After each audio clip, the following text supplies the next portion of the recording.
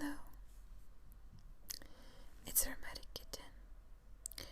Today I'm going to read a fairy tale to you. So sit back and relax and let me read you something. It's a story from Japan and it is from the Pink Fairy Book of Andrew Lang, dated 1901. Okay, let's begin. Once upon a time, there lived a cat of marvelous beauty, with a skin as soft and shining as silk, and wise green eyes that could see even in the dark. His name was Gon, or Han, and he belonged to a music teacher who was so fond and proud of him that he would not have parted with him for anything in the world. Now, not far from the music master's house, there dwelt a lady who possessed a most lovely little pussycat called Coma.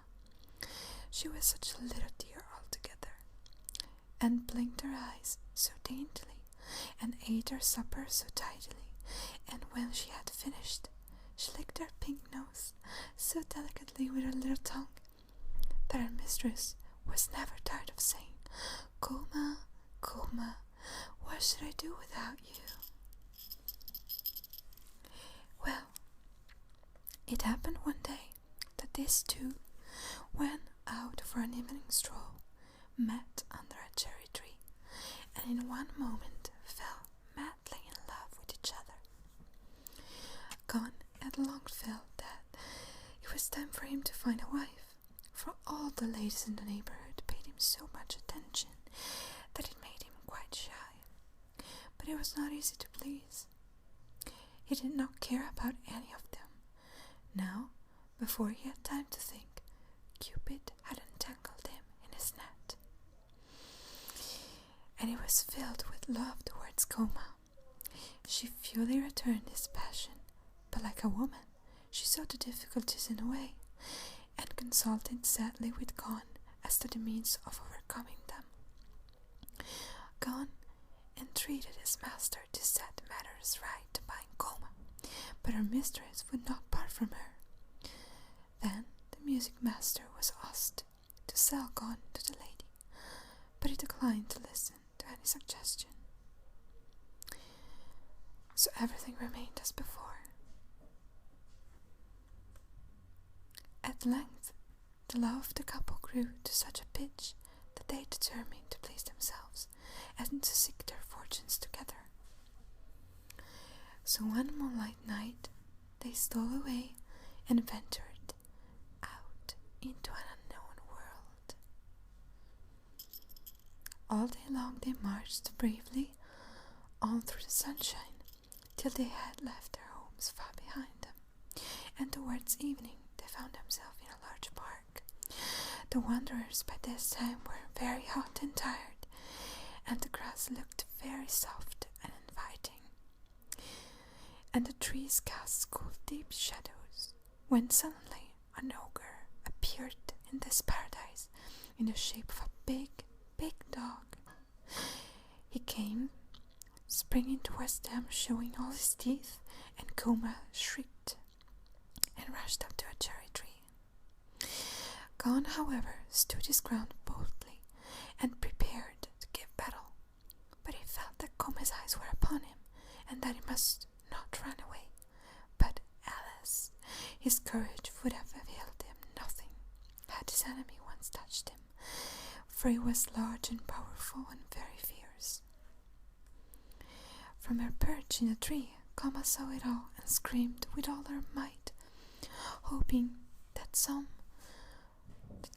would hear and come to help. Luckily, a servant of the princess to whom the park belonged was walking by, and he drove off the dog, and picking up the trembling Gon in his arms, carried him to his mistress. So poor little Coma was left alone, while Gon was borne away full of trouble, not in the least knowing what to do. Even the attention paid him by the princess, who was delighted with his beauty and pretty ways, did not console him.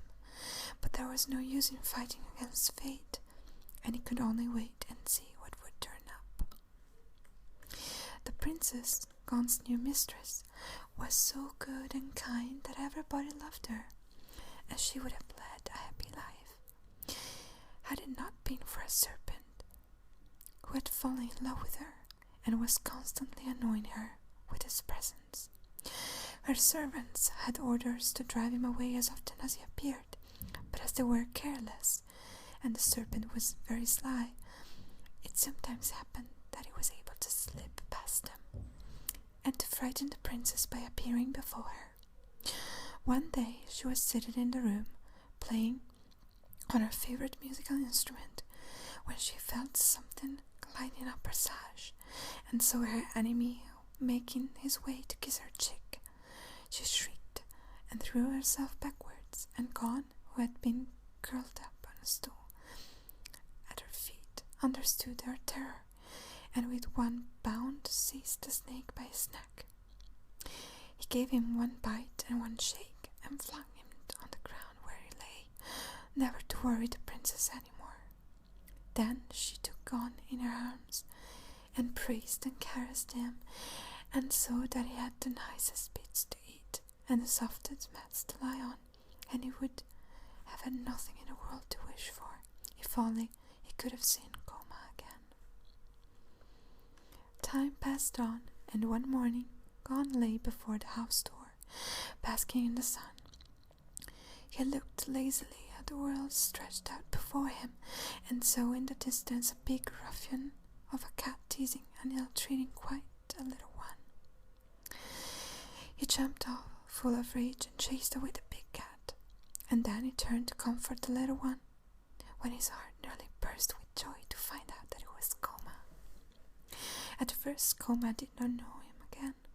He had grown so large and stately, but when he dawned up upon her who he was, her happiness knew no bounds, and they rapped their heads and noses again and again, while their purring might have been heard a mile off. Pawing paw, they appeared before the princess and told her the story of their life and its sorrows. The princess wept for sympathy and promised that they should never more be parted, but should live with her to the end of their days. By and by the princess herself got married and brought a prince to dwell in the palace in their park, and she told him all about her two cats, and how brave Gon had been, and how he had delivered her from her enemy the serpent. And when the prince heard, he swore they should never leave them, but should go with the princess wherever she went.